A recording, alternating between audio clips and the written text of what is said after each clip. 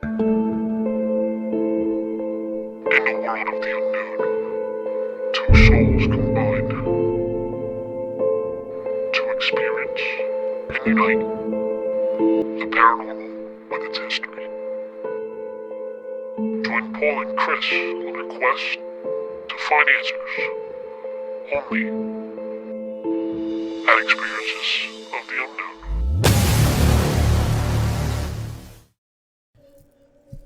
What is going on, guys? Welcome back to another episode of the Experiences of the Unknown. There you go. I'll let him say it this time. Today, we have a very special guest. I'm going to let Paul do the introduction. Go ahead. This is one lady I'm lucky enough to have as a friend. She is the founder of the Ghost Organization. She's a wife, a mother, paranormal investigator, and an author. And she's also a Jersey girl. Karen Timper, welcome. Welcome. Thanks. Hi, Chris. How are you? Hi, Paul. Well, thanks for joining us. That was the end. No, I'm just kidding. So, tell us about yourself, Karen. Tell us what made you want to come with us, because we're kind of crazy. Yeah. Like, what made you get into the paranormal? Yeah. Well, we're all crazy. So what made you what got you started into the paranormal? So, what got me started? Well, what got me started in the paranormal was I had bought a membership into an organization which shall remain nameless. And it was a birthday gift or Father's Day gift or something for my dad and I to do together. And it didn't work out. And, it was a lot of drama, a lot of, I guess you could say they only allowed certain members to do things and other people just, are in the background kind of thing. So my father and my husband said to me, why don't you start your own group? So that's what I did. October 30th, 2003, started my own group. But what got my dad and I interested, and my dad, he's always accompanied us on many investigations with his camera. He was a photographer in the Army. And him and my dad owned their own, him and my mom owned their own photography studio years ago, before it was popular to colorize and, things like that. They did portraits and all kinds of things. So, they used to bring me to the studio, the photography studio, every day when I was younger, for lack of a babysitter. So I was with them on that path for a very long time. But what got us interested, and we were kind of always interested in the paranormal, but what really got us interested was we actually shared the same dream, and we didn't know it until we started talking about the paranormal. And the dreams were so eerily similar. There was only very slight differences, but the dreams were the same. The same people were in it, and the same setting. It's in our book. It's in our folklore book. It'll tell you in the introduction. It'll tell you the story of how this whole thing got started, and from there it just went to and I have members that are still in the group that have been with me from the very beginning, and we're 9 strong and still going. And one of our 9 is a psychic medium, and we've been just doing investigations for the last 17 years. We've been doing it, and three books in the process, and just a lot of fun.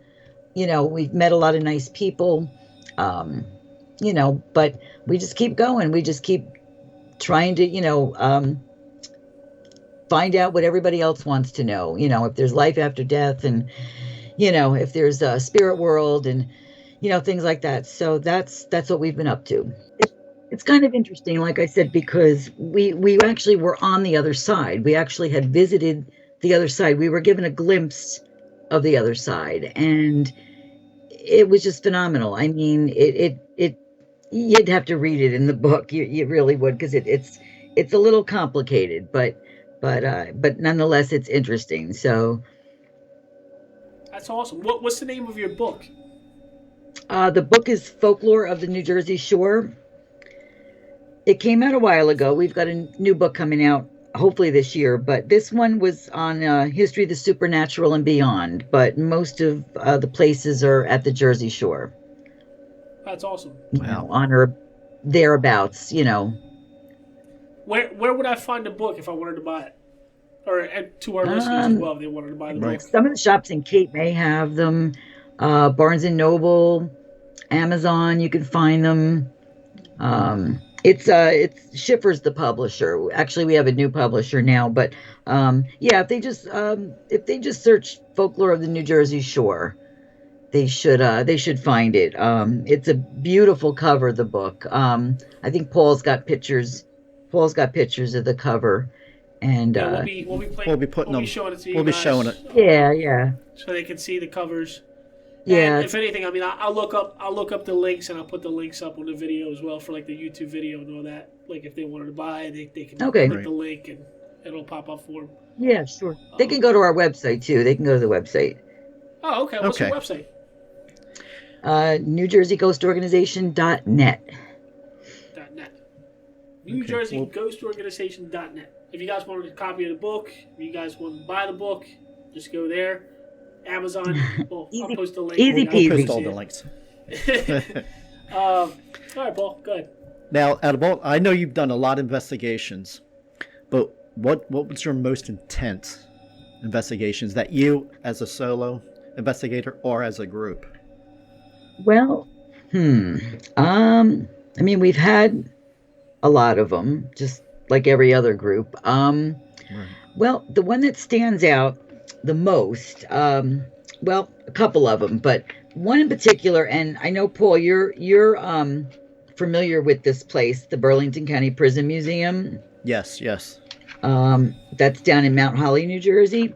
I'm just gonna pull it up in the book because I don't want to leave anything out of this, because this one, there's a lot of history involved with this, and it's interesting because when you look at the event that happened, and you go back in time and you kind of make that connection, it gives you the reason why what you've gotten for evidence, it kind of sums it all up. It kind of just, this is the reason why we captured this particular event at the time that we did. And it just makes sense. But I'm going to pull it up. And what happened was, we were there for a Halloween event, and the event was outdoors. So there's people walking around. They've got costumes on.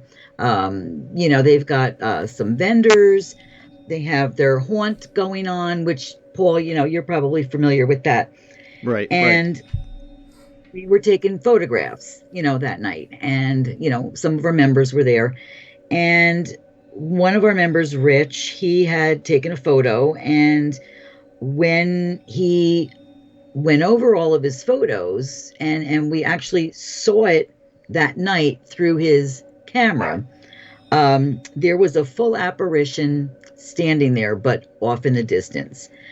And we checked and we double checked, and it was nobody wearing a mask. And what kind of gave it away was that his feet weren't touching the ground. So that was a big indication. But when we started going back to the history of everything, it kind of made sense.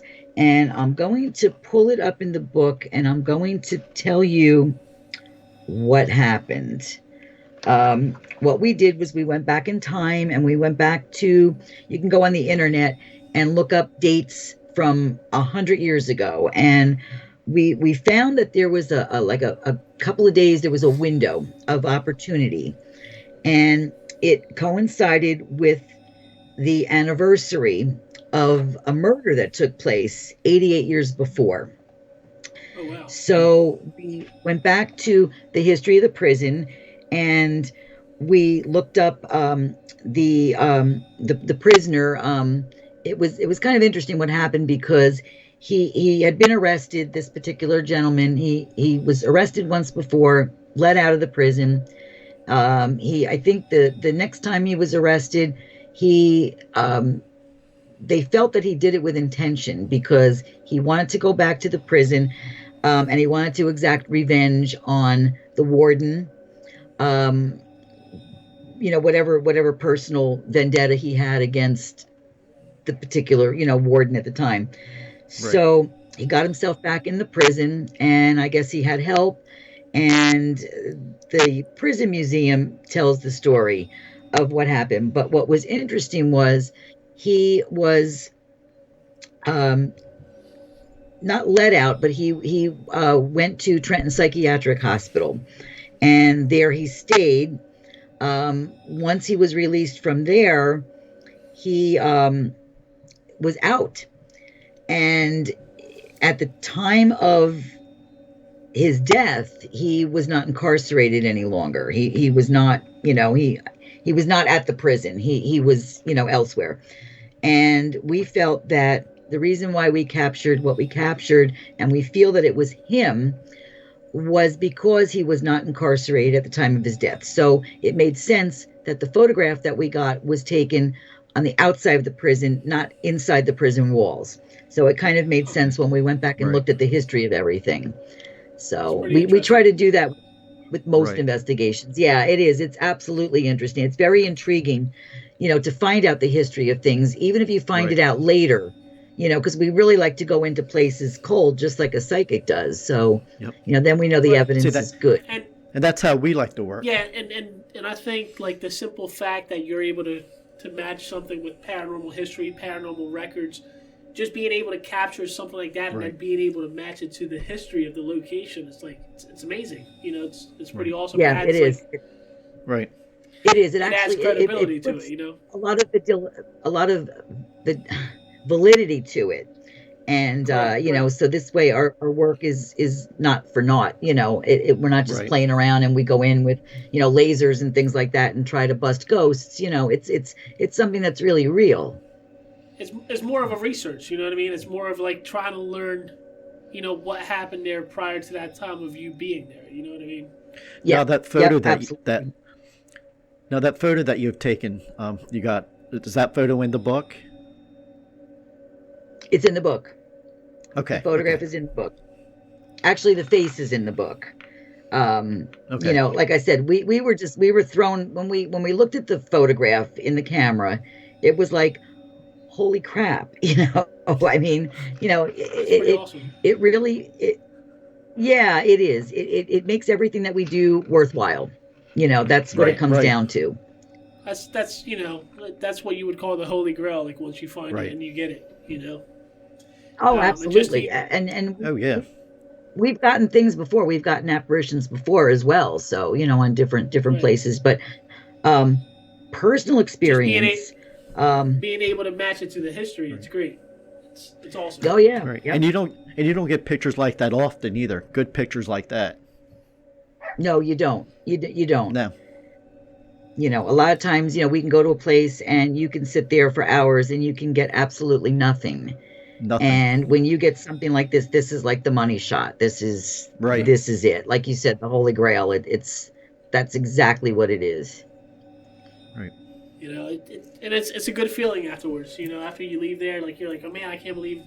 I had a similar incident, except my incident involved like a, audible woman saying hello, where there was nobody else in the house. It was just me and another investigator. And to me, I was like, man, that was crazy. But I was the only person that heard it at the time, and thank God we were able to capture at least in one device. Of a clear woman saying hello, just exactly how I heard it. Which is awesome. Absolutely, yeah. To hear a voice is incredible. It's equally as incredible, as the photograph. One of the more bizarre cases that we had was we had done this turn of the century estate, and and when I mean estate, I mean sprawling front lawn. These people that were rich back then. New Brunswick was actually the shore for them, and, so these mansions are huge. They're incredible. And we had done an investigation, and the last owner to have lived on the property, his ashes were actually buried on the front lawn. And, you can picture these people, they have a butler, they have a maid, they have, there's servants' quarters in these homes. And it was huge. So anyway, so we, so huge that we had two psychics come with us. We had one that did the outside, one that did the inside. And one of the people that was part of the establishment that oversees some of these historic buildings, the woman had asked us if she could join us on the investigation. And we said, absolutely. So she brought her tape recorder with her that night, and she stayed with us the whole night. And what was puzzling about the investigation was our outside psychic had come in, and she whispered to me and she said, I don't see an aura, and I don't see a soul on the woman, the old woman, that brought her tape recorder. And then later on, my other psychic had said to me that she kept getting a buzz in her ear from the spirit world. And she said, she says, does the old woman know she's going to die soon? And we're like, okay, just put it down in your notes. And, when we review everything and we put together a report, we'll figure out how to word all of this. So the night went on, and we were done with the investigation. We were wrapping things up, and the woman was waiting for her husband to come pick her up. They lived not far from the estate. And we found out a couple of days later that night when she went home, her furnace blew up, and the fireman that was trying to rescue her, they both wound up dying in the fire. And this was a huge story when it happened. And that made a lot of sense, from what the psychic said, and it was very hard because, like, how do we put this into words, and give these people a report? We spoke to them about it. I don't believe we put it in the report because it was just too morbid to put in the report. It was just so bizarre. But that's what happened. And I think that story's in the book as well. We've got a few books out, so it's sometimes it's hard to remember. We're all getting old here, so it's kind of hard. But it was very devastating to hear that. How many books have you written or have out? I've had some self-published. I've had some self-published ones, like a little guide to investigating. Actually, what happened was my dad. He started writing. He collects World War II artifacts, and we have a traveling museum, and we bring some of those artifacts around with us, sometimes when we vend places. And he wrote a book. He contacted the publisher. He did everything himself, and he kind of like used some of our psychics to analyze some of his artifacts, using psychometry. So he started writing about some of his pieces, and some pieces that weren't his, which we don't have the physical pieces, but, we've worked with the people that have owned some of the pieces. Most of the pieces we do own, and it's in our traveling museum. But anyway, so he wrote the book, and then he decided he was going to write another book, and he was going to raid our files of our investigations. So that book is on the ghosts of Central New Jersey, because we're from Central New Jersey. Now that book, I remember, had to be at least 10 years ago. My BCPI group that I had at the time, the original group, we decided to take a trip to Asbury Park. And we were just walking the boardwalk, and they had like a curiosity type of store. And I said, I want to go in. So I went in, and your dad was sitting at the table. He was autographing oh, absolutely, central, yes. the hauntings of Central New he was doing a Jersey. book signing. And I walked up, I bought Ghost the of book. Central New Jersey. Yep.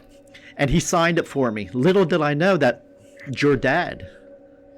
And little did I know that you and I would become friends, and him and I would become friends. Said something similar, yeah. But yeah, he's pretty good with that.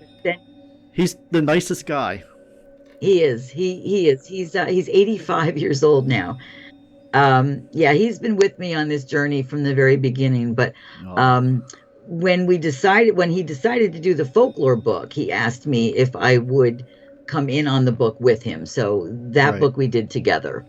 And then we've got another book coming out hopefully this year. COVID kind of put a delay on it, but then there were some other delays with the publisher along the way, but couldn't be helped. That one is coming out. That one's going to be on the ghost of the Hindenburg. Wow. And we actually sent them some cute photos when my dad was in the Army and when I was in the Navy. So, that one's kind of a full circle book for us because, like I said, I mean, we both were active service people. So it kind of made sense to do something, on a local naval base, for a story. So, so we're keeping our fingers crossed that it will be this year that it comes out. So we've been waiting a while. Out of the books you guys have written, which one has been your favorite to write? The most popular one has been The Ghost of Central New Jersey. That's been the most popular one. We sell more of those than anything. The folklore book. Which one? Which one has been like your favorite to like write or to put out? My favorite. My favorite book to put out was the folklore book. The folklore book. Well, now, as writers, authors, what inspires you to come up with a topic? You mean for the folklore stories? A lot of them are from Jersey. Right. I mean, it what it is we speak very simply to the people. We don't. There's not a lot of technical stuff thrown into the books. There's not. I mean, anybody can pick up these books and not know anything about the paranormal, but they certainly will when they get done because they can understand it. We don't talk over anybody's heads, and even and Paul, you'll understand this too, and agree with me that we use the simplest of equipment. We don't buy all this equipment with all the bells and whistles. I mean, our psychic Jeff, I mean, he has some stuff that he likes to play around with, but I mean, we work with the most simplest of stuff. Right. And you don't need all that high tech big stuff. Results, Yeah. I'm we don't use like up. teddy bear. We don't use the teddy bear, and we don't use like all these other things. Right. Basically, all you need is your phone. In today's times, has got everything that we basically need. So when I first started, absolutely.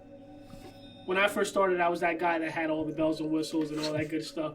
The more and more investigations I've done, the more I have downgraded. So like right now, it's down to the point of one camera, one recorder, and an EMF meter. And a lot of times, I don't even use the EMF meter because you don't need all that so many fancy false stuff. Positives. You know what I mean? You don't need all that fancy stuff. Yeah. To get good evidence. Right. You don't. You really don't. No. Yeah. Nope. Learn that one the hard way. Now, when you and your father write books, do you prefer to do it on site or do you prefer to do it at home when you write a book? We work independently. We will each take certain cases and write about them. We'll put together the introductions and things like that together.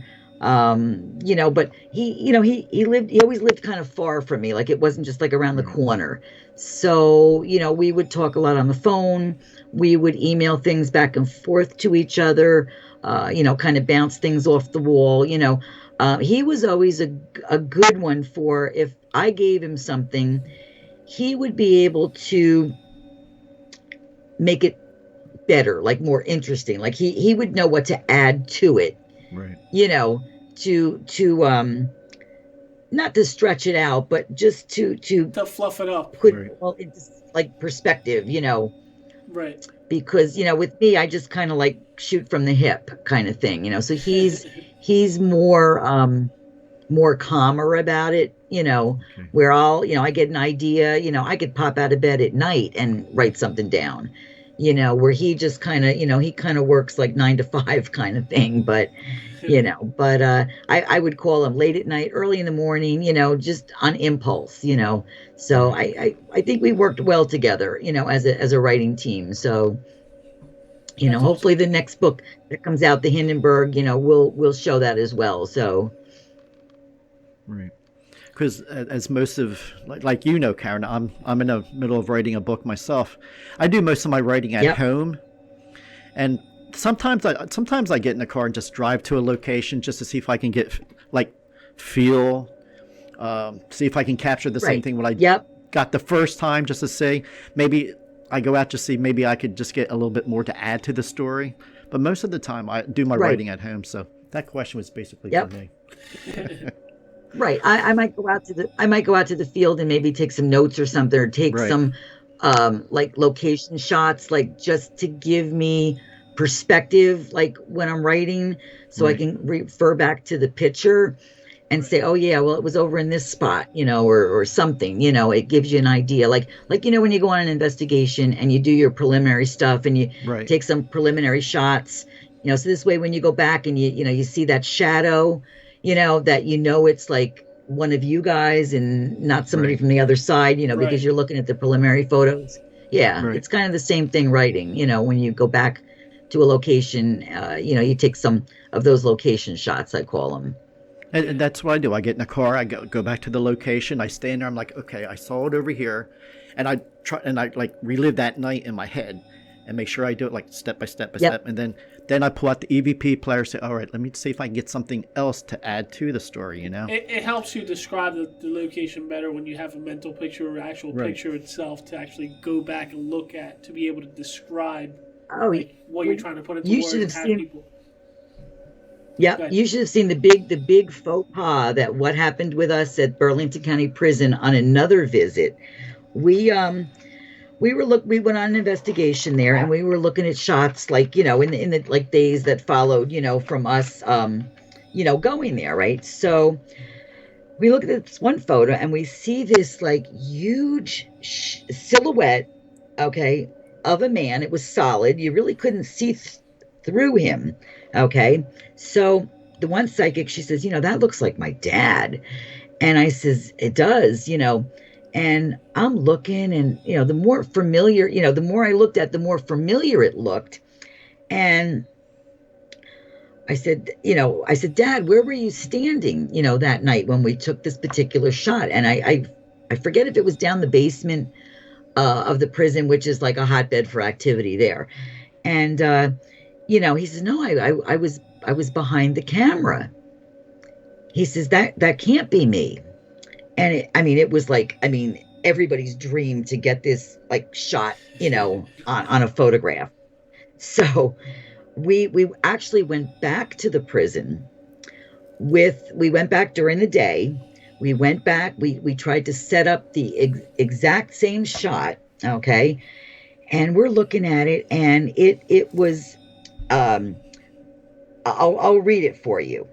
Let me just find it. Okay. We restaged the shadow image and discovered that the original shadow image was that of my father. Okay.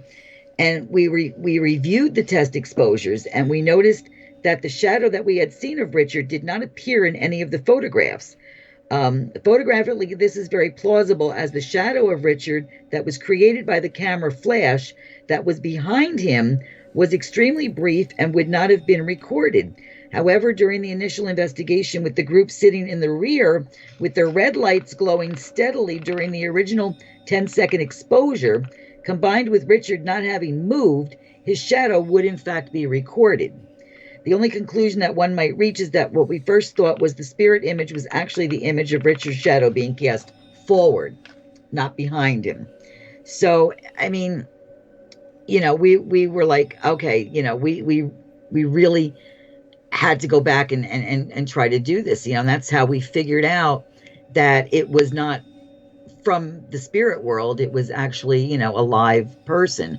So Right. things like that can happen, and that's why we try to, we realized, like, we knew where everybody was, we knew where everybody was sitting, we knew where everybody was placed, so it's always great to take like those mental notes, and actually even put them down on paper, because sometimes you don't get the opportunity to go back to an investigation. It could be just a one shot deal. So, it's always good to do that. And maybe that comes from writing books, that you just know to do that. But, Right. it was just interesting how that whole thing happened. That's pretty awesome. Right. Now, another Yeah. question. What is one of your biggest pet Pet peeves, peeves. as an investigator? My biggest pet peeve, Yeah. was that the question? Oh, Yeah, pet yeah. peeve. I'm sorry. What was your biggest pet peeve as an investigator? So when you're at a location, you're investigating. There's always that one thing that somebody else would do, or anybody would do, that would kind of just tick you off. You know what I mean? A lot of talking, because when you're going back and you're trying to listen to audio, it's a real pain in the neck. Yes. You can sit there for days, and you'll hear conversations, that people don't realize that, you're picking up on that. But, we've had some good ones, but as long as we're not talking about anybody, That's but, right. yeah, it is, that's rough. That's like the roughest part of it. Or the whispers when you're out on investigation, somebody decides they want to whisper to another, and you have a recorder going on at the same time, and you listen back to the whisper. You're like, oh man, this is awesome! Like this is We the don't have greatest to worry thing. about that because we're all big mouths. Yeah, we're all big mouths, so we don't worry about the whispering. My biggest pet peeve is when we do EVP You'll hear sessions. stories like you would believe. I believe it. One of my biggest pet peeves is when we do, and Karen, you should know this, and you should know this too, is when you ask a question on the EVP, always give it a good 15 seconds, 20 seconds, for it, give them enough Yes. time to answer. I like it when is there any spirits here? Do you like us being here? And they just keep rattling it. Not giving it enough Not time. giving Yes. enough time to Yep. answer. Oh, that burns my rear end to no end. Yep. Right. Mm. Yep, that's another funny. one. Yeah, that's a good one. That's a real good one. Yeah. Yeah, See, I've that's always- like ghost hunting 101. Yeah. Hmm. See, I've always liked just do an investigation with the very minimal amount of people as possible. So, like, if you go into like a location, you should have at least an area where everybody's going to wait at while there's two people like in a location doing their own investigation. Then you swap the people out. That way, you can isolate the location better for you. So that way, when you're going back Oh, with yeah. your evidence, Right. you're like, well, this person wasn't there. That voice doesn't match him. This person was with me, so there's nobody else in the Right. building. So why are we hearing footsteps? You know what I mean? Like, Yeah, it's always good to when you're recording, whether it's video or audio, to say, hey, this is me and so we're on the second floor, and things like that, and always refer to the exact location, where you are. So this way people know that, well, I heard your voices, but you were upstairs, so that couldn't be you. So Right. it's got to be the spirit. So yeah. this way it's easy to pinpoint where people are. But yeah, we've had our share of faux pas, but you live and learn. I mean, we've been doing it for Yep. so long that a lot of the good stuff is just second nature now. So Right. there's no mistakes, usually. So Okay, Karen. Now, as investigators, we have a bucket list. If you Oh. had, yes, if you had a ticket, like a ticket for an airplane ride, to go to one place, Oh man, what would that be? what place? Oh my gosh. You can Well- give me three. You can give me three places if you want. 3 places. Oh gosh, I don't know. I think I would probably go back to where Marilyn Monroe died. That would be one place. Um, I don't know. I think maybe, which I'll probably never get out there, but to the Winchester Mansion. Oh my god, that's one of my favorites. Um, that would be interesting. That would be really cool. Yes. Um, oh, probably a castle like in England somewhere, maybe. Oh yes. Mine. I would Yeah. love to. I would love to get on the plane, go to Ireland, do some castles. Yeah, there. that would be good. Oh yeah. Hit some of the Yeah. pubs first, or maybe after, and then take a day, go to the castles. Then I would love to take a plane ride out to California. Hollywood itself is haunted. The Hollywood sign. Yeah. Yes. Hollywood sign. Hollywood itself and Alcatraz. Alcatraz. Oh, Alcatraz is my Alcatraz. top. Between Alcatraz, That would be another one. yeah. So between Alcatraz and the Winchester Mansion would be my two top Yeah. like, bucket list Oh, places. agreed.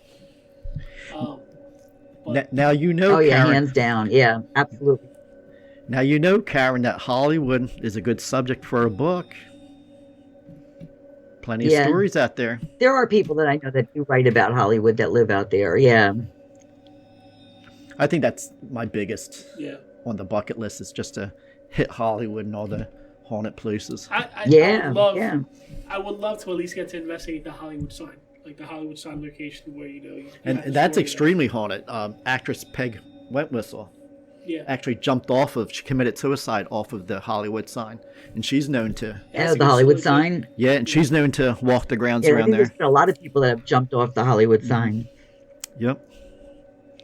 Yeah, it was a day Yeah, of some of the movie studios, like the Wizard of Oz, they say like that set was cursed, that movie studio was cursed or something. Yeah. There's been a lot of strange stories. Yeah, supposedly the director or something like that killed himself like while the last part of the movie or like while they were filming the movie. Right. He like hung himself from the tree or something like that. At Same, least that's some of the stories Yeah, that are out something. there. Yeah. Yeah. same with The Exorcist. The Exorcist had a lot of bad stuff happen to him Yeah. behind the scenes. But got any more questions for her? No, I think that's about it. Yeah.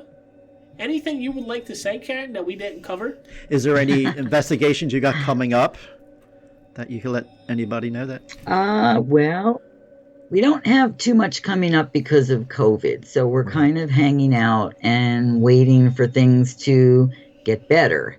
We had a couple members that had COVID, so they've gotten past that. We finally had our holiday, get together, with half the team. But yeah, it's been just slow going. But I know, Paul, it's up to you if you want to say something about it. But I know we're going to be doing something with you guys soon, Right. and we're really excited about that. We're still talking back and forth with the people. I don't want to give the location out yet, but No. There's But- something in the works. Let's just something say in the that. works. Something in the works. Which is in April. It's going to involve Chris and I with Karen, Chuck from Chuck's Paranormal, a couple of my BCPI formal team members. I'm looking forward to that investigation. That's actually like one of, Yeah. not to say much about it, but that's also like an unexpected top like bucket list place for me too. You know what I mean? I've never done anything like that, and I think it's gonna be fun. Actually, Well, it's something I'm familiar with. If you know me, it's something I'm familiar with, though. So, Okay. and not this, to give it away. And this investigation's been in the works, and Karen, you should know, for almost a year, or maybe a little bit longer. Oh yeah, it's been like a year. It's been a Yeah, while. it's Matter been of like fact, a year. Matter of fact, I gave up hope, and then they just called right out of the blue. And Yes, it's like, we did. yeah. But when the time's right, Yeah, we did. We actually did give up hope. Yeah. Yep. When the time's right, we'll You know where I would like to go we'll back announce to? it. I'd like to go back. I'd like to go back to Penhurst Asylum. Oh, That is. Paul and I just on one of our first episodes that we're currently working on, we went there, and the night that we went there was a very, very yeah. active night. Oh, We yeah. had people passing out, like falling on the ground because of the things that were happening there. So it was. Oh gosh, yeah. oh yeah. Well, we have a face from there in one of the windows. We have a face That's in awesome. one of the buildings. Yeah, it's not in any book. It was, it happened much later after the folklore book had come out. But I would love to do a book just on Penhurst. I was going to say that I would love to. that's a whole book in itself. Yeah. Yeah. Paul, you and I should like collaborate on a book like that because Patty had gotten awesome evidence. We just happened to be walking the grounds, photographing an upper window of a building that was not on the regular repertoire. When you go and you investigate, they only allow you in a couple of buildings. Right. This was a building like clear across the grounds. It was one of their buildings, but yeah, no, it was an actual face in the window. So then and again it was a money shot again. I mean, you're not expecting it, and that's what happens. But I wanted to tell you though, before you guys go, when my mom passed away in 2018, it took us a while. My dad was very grief stricken, obviously, and we all felt that. And it took a while to go back to the house and start cleaning it up and going through things, and it was a process. And I wanted to photograph. This was about 10 months later. I wanted to photograph. The flowers were starting to bloom. My mom passed away in the fall. This was in, I believe, July. And I wanted to take a picture of all sides of the house. So I stood at the very corner, but off in the distance on the property. And I was photographing the front side of the house. And then I had gone over to the other side. Then I went to the back because they lived in like a senior community. So it was part of like a quad where there's like 4 units together and the garages are like across from that. And I didn't look at the pictures right away. I mean, they were on my phone. I hadn't looked at them, and I took a look at them the one day, and I zoomed in, and I don't know if you'd be able to see it. It was just my mom's birthday just this past week, but there is her face in the window of the second bedroom in their house, and it's not a reflection. It's not anything. What happened was the day that she passed away, and we stopped at the house to pick up insurance papers and things like that, that the tree to the right of the stairs by the front door died. So you had the one on the left side was still very green. The one on the right side died that day. And when my brother took the tree out, because we were sprucing up the property to put the house on the market, that's where you see her image in the window. And I wouldn't have, when I took the photo, if that tree had been there. So things happen for a reason. I don't know if you'd be able to see it. I don't know. Probably not, because I'm going to disappear. Yeah, you because I disappeared. have a fake background. But Are you able to? Her image is. Are you able to send us a digital copy of that? I can, yeah. I can actually send it to you. Okay. I was floored when I saw it, and I said, you know what? I mean, that would be just like my mom, because she knew for many, many years how long we've been trying to prove, that there's life after death. I mean, that we're going to capture, things on camera, and to be able to do that, I mean, that was just phenomenal. I mean, I couldn't have asked for anything better, from my mom, knowing that she was still there, but in a different form, right, is amazing. I can't even describe it, and it almost breaks your heart, but because it's a family member, but it was just phenomenal. I mean, I never publicized it before. I showed it to the group.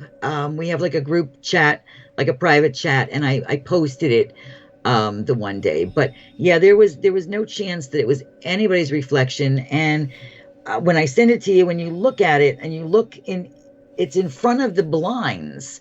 It's not like, the blinds are open, cracked open, and you can see somebody through it. It's very hard to describe, but it's a genuine photo, and I'm still in awe of it. Aw. I was looking at it the other day because it was her birthday, and it's just, if anybody could ever experience something like that, then that's awesome. I mean, that's we Yes, all live for right. that, believe it or not. Yeah. So, and but just yeah, the I will send it to you. and just the possibility of having two different dimensions out there, like out, that we cannot see. Right. It's pretty awesome. Which is like something that Oh, yeah. Paul and I were trying to shoot in another podcast episode for the Philadelphia experiment, Oh, where that's it something. covers like I don't know, Oh. I don't know how much into like Einstein you read into and all that, but there's something that Einstein had actually come up with. It was a theory.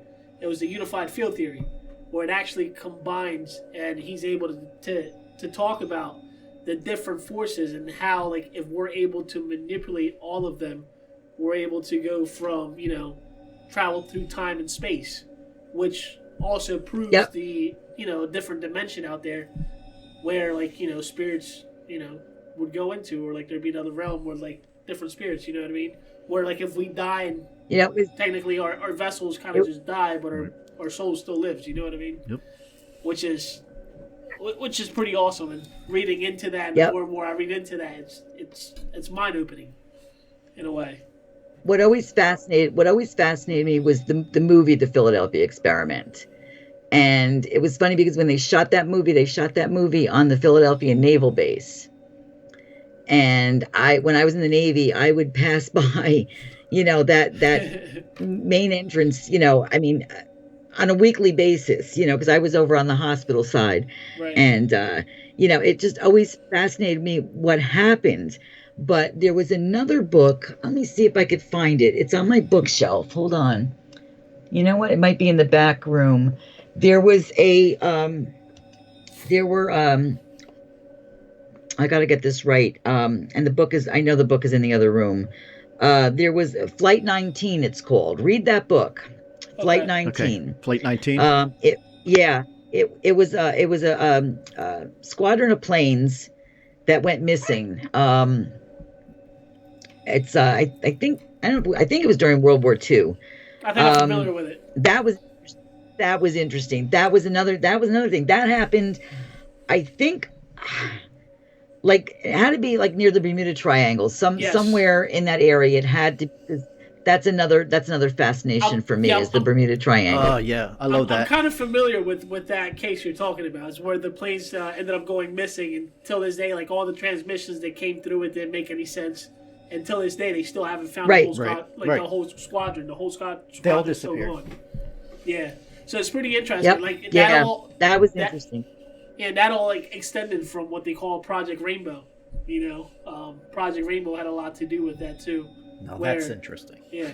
So Project Rainbow kind of, like, Right. unifies. It unified the Philadelphia experiment, that, and then the other one I was telling you about today, Right. which it all has to do with Einstein's unified field theory, Right. which is amazing. Like, Yep. the more and more I read into it, the more and more I'm just digging more and more deeper into it. And there's actually files and naval records out on Google. So if you look it up, you're actually able to see, like, the investigations that were conducted by Right. the Navy in regards to the Philadelphia experiment and the so-called Project Rainbow.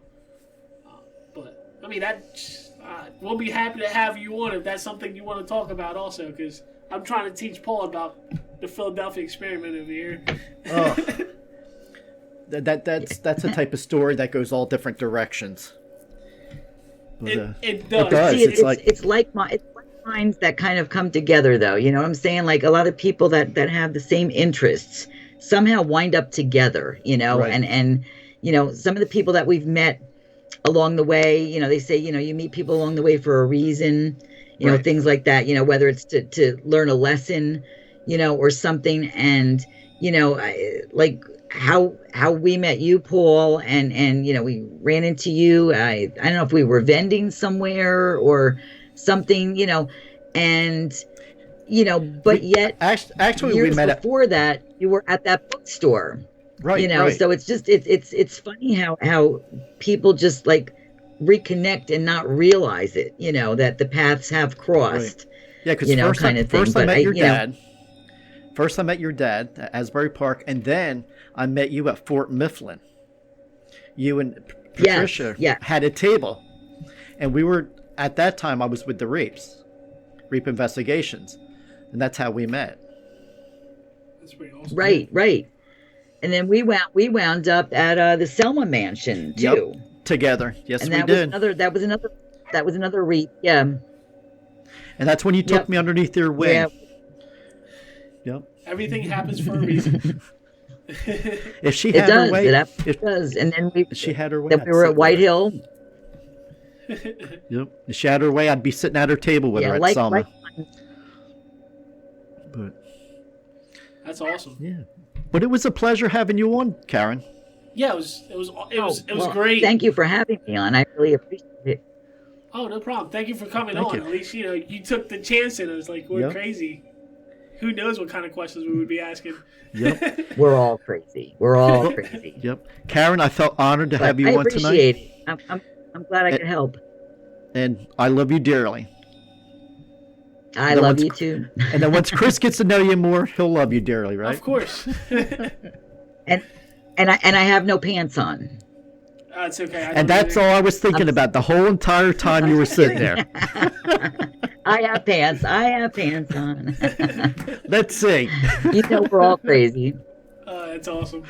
But all right, Karen. Thank you once again. Thank you for coming on.